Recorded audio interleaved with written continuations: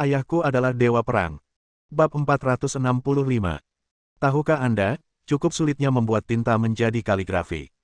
Tidak mudah untuk menuangkan seikat tinta di atas kertas nasi dan mengolesi tinta yang berantakan tersebut menjadi sebuah kaligrafi. Dan menyeduh tinta menjadi lukisan.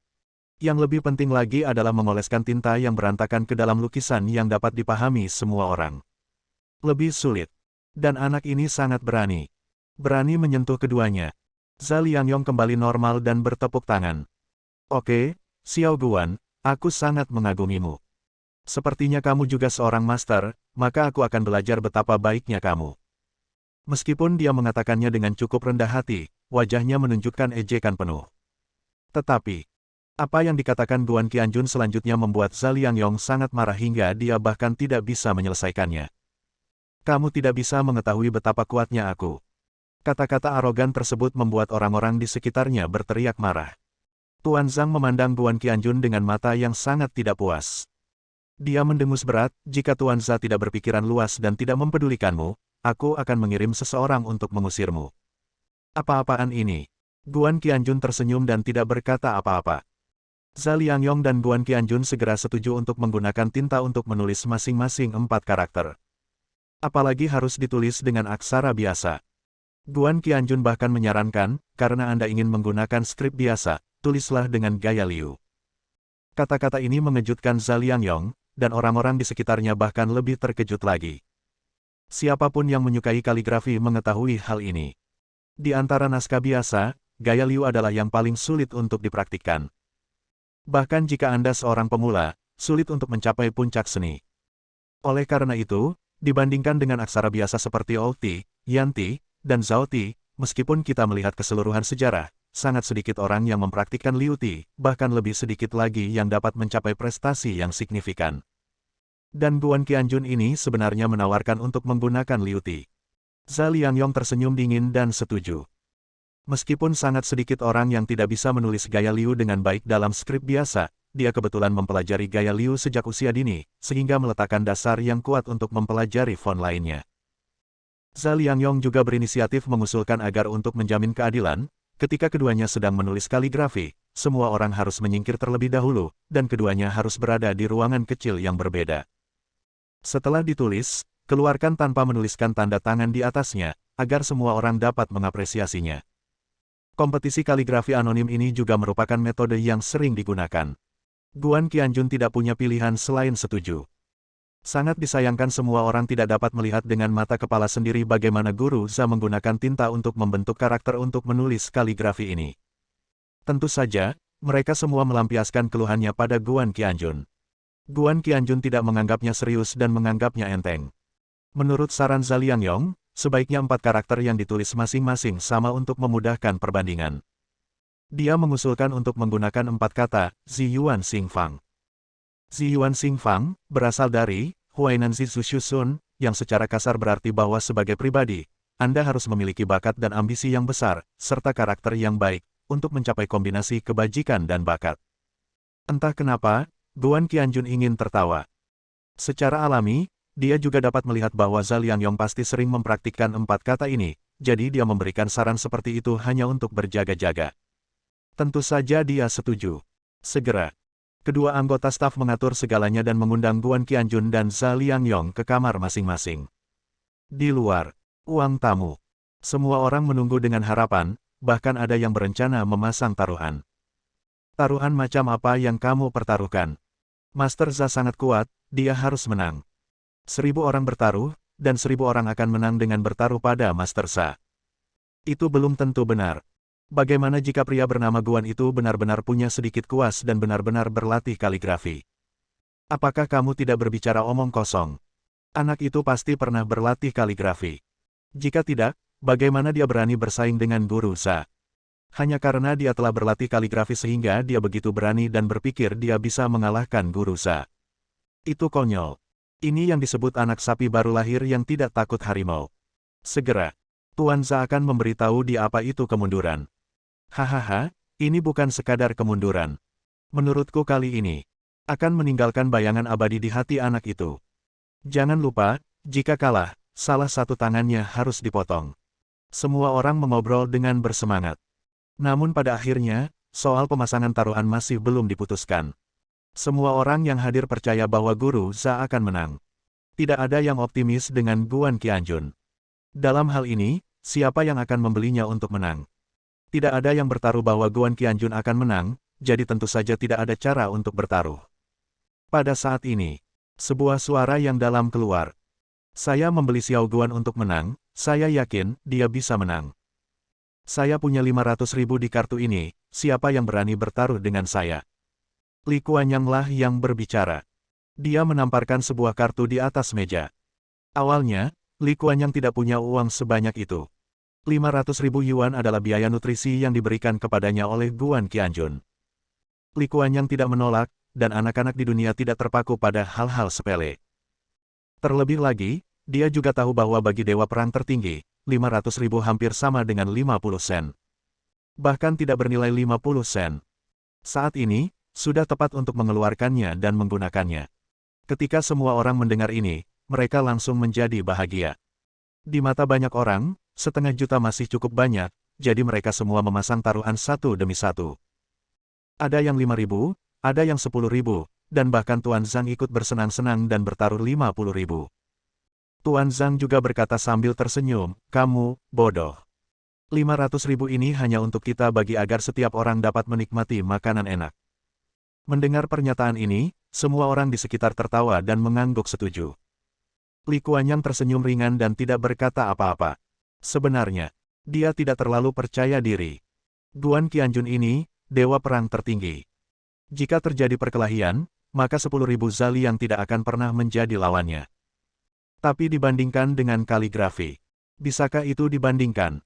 Meskipun ada keraguan seperti itu, tapi Li Kuanyang berpikir lagi, karena dewa perang tertinggi berani membual tentang kehebatan seperti itu, dia pasti memiliki kemampuan yang sangat luar biasa. Tidak butuh waktu lama. Peluang Chang Yong dan Guan Jianjun keluar, 3-1. Dengan kata lain, jika Li Kuanyang menang, 500.000 miliknya akan memberinya penghasilan 1 juta. Tentu saja, Li Kuanyang tidak peduli dengan uang, dia hanya bertaruh dalam satu tarikan napas. 20 menit kemudian, pintu kedua kabin terbuka. Staf masuk dan mengeluarkan kotak yang sama. Sebelumnya, mereka pergi ke ruangan lain, mencampurkan kedua kotak tersebut, dan mengeluarkannya lagi. Untuk mencegah siapapun mengenali kaligrafi yang terdapat di dalam kotak ini. Zha Liangyong dan Guan Qianjun juga keluar ruangan, keduanya dengan senyuman yang sangat tenang. Mereka semua tampak percaya diri dan percaya diri. Zha Liangyong juga mengulurkan tangan ke arah Guan Qianjun, dengan senyuman aneh di wajahnya. Xiao Guan, sepertinya kita benar-benar ditakdirkan. Kita selesai menulis kata-kata bersama dan keluar bersama. Kuharap kau bisa mengalahkanku. Meski dia mengatakan ini, arogansi dan ejekan di wajahnya menjadi semakin kuat. Guan Qianjun tidak berjabat tangan dengannya, tapi hanya mengucapkan dua kata, tentu saja. Sangat bangga Zha Liangyong, ekspresinya langsung berubah. Ada sedikit keganasan di matanya. Dia berbisik, anak muda, jika kamu bertarung denganku, kamu tidak bisa mengalahkanku. Tidak masalah jika aku tidak memegang tangan itu, aku tidak ingin memegang tangan yang akan patah. Guan Qianjun tersenyum tipis dan berbisik, setelah kamu kalah, sebaiknya kamu bersikap baik dan menyerahkan orang itu kepadaku. Mungkin, aku tidak akan mempermalukanmu lagi, jika tidak. Aku akan mencabut organisasi pembunuhmu ini, semuanya. Kamu tidak bisa lepas dari kematian. Secara khusus, saat kedua saudara kandung itu terluka. Momentumnya seperti pelangi, penuh dengan niat membunuh. Mengungkap kekuatan tak terbatas dari dewa perang tertinggi. Bab 466. Kata-kata ini, momentum ini, sangat mengejutkan hingga Zha Liang gemetar. Dia tiba-tiba ragu tentang siapa orang ini. Namun, sekarang bukan waktunya untuk memulai terlalu banyak. Dia memejamkan mata sedikit, menenangkan diri, dan berjalan menuju ruang tamu. Menghadapi tatapan kagum dari sekelompok orang, dia bertanya pada Guan Qianjun yang mengikutinya dengan suara rendah. Suaranya sangat suram. Total ada 21 pembunuh. Bagaimana situasi mereka saat ini? Guan Qianjun tersenyum ringan, mengulurkan tangan, menyatukan 5 jari, dan tiba-tiba membukanya. Buat gerakan kembang api. Dia tidak mengatakan apa-apa, tapi seluruh tubuh Zha Liangyong gemetar. Tampaknya, setelah memahami maksudnya, matanya menjadi lebih tajam. Ketika kedua orang itu kembali ke meja, Tuan Zhang segera tersenyum dan berkata, Tuan Za, saya yakin Anda akan bisa menang. Ada 10.000 atau 100.000 anak laki-laki seperti ini. Tambahkan semuanya. Aku bahkan tidak bisa membandingkannya denganmu. Begitu dia selesai berbicara, ada ledakan tepuk tangan dan tepuk tangan di sekelilingnya, dan mereka semua membesar-besarkan bahwa apa yang dikatakan lelaki tua itu benar. Zhao Liangyong mau tidak mau menunjukkan sedikit arogansi di wajahnya. Dia menatap Guan Qianjun, tapi dia sedikit rendah hati. Tidak, karena Xiao Guan berani datang ke sini untuk menantangku dan bertaruh denganku, itu berarti dia punya bobot. Seperti kata pepatah, bagaimana dia berani pergi ke Liangshan tanpa menjadi 3 atau 2 atau 3. Tuan Zhang tertawa keras, sayang sekali. Dengan 3, 2 dan 3, mungkin kita bisa pergi ke Liangshan, tapi 2 dan 3 ini tidak cukup, dan itu jauh dari cukup untuk melawan Tuan Sha. Tentu saja, ada tepuk tangan meriah lagi. Kami semua mendukung Tuan Zhang. Pada saat ini, staf juga keluar dari ruangan lain, memegang sebuah kotak dengan 2 kata di atasnya dan meletakkannya di atas meja. Buka salah satunya terlebih dahulu. Ketika semua orang melihatnya, mata mereka berbinar satu demi satu, dan mereka mendengar pujian yang tak ada habisnya. Tuan Zhang juga tiba-tiba berdiri. Setelah memperhatikan dengan seksama, dia berkata dengan penuh semangat, bagus. Bagus sekali. Teknik ini sangat dipraktekkan, stabil tapi tidak vulgar, jelas tapi tidak aneh, tua tapi tidak kering, lembab tapi tidak gemuk. Petik 2. Persis seperti ciri-ciri tubuh pohon willow, dan selesai dalam sekali jalan, seperti gunung yang jatuh ke air, yang membuat orang menikmati pemandangannya. 4 karakter, kebijaksanaan, lingkaran, dan latihan, sangat menarik. Lihat sedikit karakter, persegi, dan guratannya. Itu adalah tinta yang baru saja dicurahkan Guru Sha. Ketika saya melihatnya sebelumnya, itu sangat berantakan. Saya khawatir tentang bagaimana Guru Sha dapat menanganinya. Saya tidak menyangka bahwa itu tidak hanya ditangani dengan baik, tetapi juga ditangani dengan sangat sempurna. Saya suka kaligrafi ini. Ini adalah penampilan Guru Sha yang luar biasa. Saya telah melihat lusinan karya kaligrafi Guru Sha, dan yang ini adalah yang terbaik. Luar biasa. Dia sangat bersemangat. Dan pejabat tinggi ibu kota provinsi ini memang ahli. Kata-kata ini dengan jelas menggambarkan ciri-ciri Liu Ti. Orang-orang di sekitarnya memujinya. Zhao Liangyong memasang ekspresi serius di wajahnya. Namun, dia tetap berkata dengan rendah hati, "Oh, Tuan Zhang, Anda sangat memuji. Selain itu, mohon jangan terburu-buru mengungkapkan pendapat Anda. Lukisan ini, itu belum tentu milikku. Mungkin itu ditulis oleh Tuan Xiao Guan." Dia juga menatap Guan Qianjun di sebelahnya dengan cukup bangga. Tuan Zhang tiba-tiba tertawa. Bagaimana mungkin? Saya tahu kaligrafi ini milik Anda, Tuan Za, begitu saya melihatnya. Saya telah mempelajari kaligrafi dan lukisan Anda begitu lama, bukankah saya memiliki pemahaman seperti ini? Semua orang juga menjawab ya.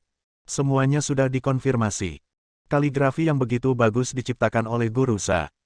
Master Za menggelengkan kepalanya, jangan khawatir, saya belum membaca gambar kedua, silakan buka. Staf segera membuka kotak itu dan menyebarkan gambar kedua. Selama proses ini, orang-orang di sekitarnya terus mengejek, mengatakan tidak perlu membaca tulisan kedua, pasti jelek, pasti ditulis oleh Guan Qianjun, bagaimana bisa dibandingkan dengan Master Sha. Tuan Zhang sering mengangguk, ya. Saya sekarang sepenuhnya yakin bahwa tulisan tangan pertama adalah tulisan tangan Guru Sha. Sama seperti tulisan tangan. Dapat dikenali. Tulisan tangan kedua. Aku tidak akan membacanya. Karena ini pasti sampah. Kamu ditakdirkan untuk kalah. Cepat potong salah satu tanganmu. Saat dia berbicara, Zhang menyodok Guan Qianjun dengan keras. Para pemakan melon di sekitar juga memerintahkan Guan Qianjun untuk memotong salah satu tangannya. Li Kuanyang merasa sedikit tidak nyaman dan mendekati Guan Qianjun. Saat dia hendak berbicara, Lao Guan menamparkan bahunya. Tidak apa-apa, kamu akan memenangkan 1 juta. Li Kuanyang tercengang, dia tidak menyangka telinga Guan Qianjun begitu kuat. Di dalam rumah, saya sebenarnya mendengar gerakan di luar. Tapi, pikirkanlah. Tidak mengherankan jika dia adalah dewa perang tertinggi. Li Kuanyang menjawab dengan serius, saya tidak peduli dengan sedikit uang. Saya hanya tidak ingin kalah. Jika saya kalah, itu akan menjadi sebuah tangan. Meskipun Anda tidak ingin tangan Anda dipotong, tetapi ini juga sangat memalukan. Wajah Guan Qianjun tiba-tiba menunjukkan ekspresi kebanggaan yang dingin. Dia tertawa, siapapun yang merasa malu tidak yakin. Saat ini, Zhao Liangyong tidak dapat menahannya lagi dan mencibir. Xiao Guan, jangan mengira kamu bisa terbang di langit hanya karena aku mengagumimu. Di mataku, kamu memang jauh lebih rendah dariku, bahkan salah satu jari kakiku. Bahkan tidak bisa dibandingkan. Siapapun yang merasa malu, itu pasti kamu. Saat dia berbicara, dia tertawa terbahak-bahak. Tetapi, tersenyum dan tersenyum. Tiba-tiba ada sesuatu yang terasa tidak beres. Melihat ke kiri dan ke kanan, jantungku berdetak kencang. Sampai jumpa. Setiap orang, termasuk Tuan Zhang. Mereka semua menatap lurus ke arah meja, mata mereka begitu lebar hingga hampir muncrat. Wajahnya penuh rasa tidak percaya. Hatinya tenggelam, dan dia dengan cepat melihat ke arah meja. Mengambil napas. Mata semua orang tertuju pada kata kedua yang terbuka. Tentu saja, itu juga merupakan 4 kata, Ziyuan Xingfang. Secara alami, itu juga merupakan tubuh pohon willow. Setiap pukulan terlihat sangat tipis dan kuat, yang menarik perhatian. Sepertinya angin kencang bertiup menerpa wajahku. Di depanmu, ada gambaran konflik bersenjata yang samar-samar. Tampaknya banyak prajurit yang berlari dengan liar di es dan salju. Ruang antara langit dan bumi dipenuhi angin kencang, memancarkan aura dingin yang tak terbatas. Liu Ti terkenal dengan kekuatannya. Meskipun dia adalah binatang yang penuh gairah, dia juga galak. Setiap pukulan, melambangkan kekuatan. Lukisan pertama sudah menunjukkan momentum yang sangat tenang dan sengit, sehingga Zhang sangat memuji. Dan yang kedua, momentum yang ditampilkan 100 kali lebih kuat dari gambar pertama. Jika gambar pertama menunjukkan seseorang memegang tombak, menari dengan naga dan burung phoenix, memamerkan roh jahat dan menampakkan aura yang kuat, maka gambar kedua ini, itu 1000. 10.000 prajurit terlatih yang telah berada di medan perang sepanjang tahun menari mendengar suara ayam dan bahkan bertarung di medan perang. Penuh kekuatan semangat tinggi. Jadi, tidak peduli siapa itu, bahkan Zhao Liangyong sendiri, tampilan ini. Mereka semua merasa kedinginan. Ini benar-benar terlihat seperti itu. Angin musim dingin yang kencang akan datang. Momentum ini sangat menakutkan. Momentum ini sangat menarik. Orang-orang di sekitarnya menatapnya lebih dari 1 menit, benar-benar terserap di dalamnya dan tidak mau menggerakkan mata mereka. Terpesona untuk waktu yang lama. Tiba-tiba, teriakan lama dan terkejut terdengar. Oke, hebat. Tuan Zha, saya sudah sadar. Pantas saja Anda baru saja mengatakan bahwa lukisan pertama mungkin bukan milik Anda. Lukisan pertama ini jelas bukan milik Anda. Hanya yang kedua ini. Momentum yang begitu kuat, kekuatan yang luar biasa, hanya Anda yang bisa menulisnya. Saya sangat senang, untuk lukisan kedua ini, saya bersedia. Gunakan tabungan hidupku untuk membelinya. Bersambung.